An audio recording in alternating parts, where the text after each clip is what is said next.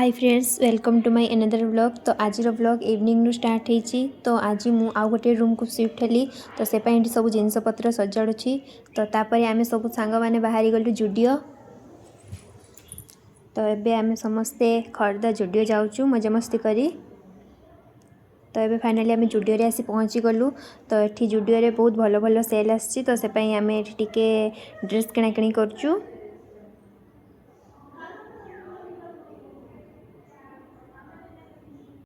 तो फाइनली आमे आमर सब जिनस किणाकिणी कर सारू। तो जिनस किणाकिणी सारा पर आमे किछि खाई देथिलु चाउमीन आउ पिज्जा।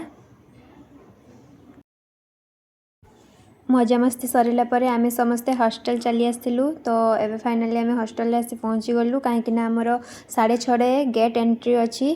तो एबे टिके आमे टीवी देखुथुलु। तो 8:30 आमे डिनर करिया पई पळे आसथिलु।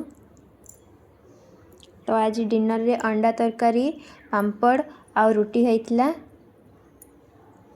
तो ये आम समस्त मिसी खाईदेलु। तो खाइला पर काली जेहेतु मु घर को जीवी से पाई बसी पैकिंग करूली।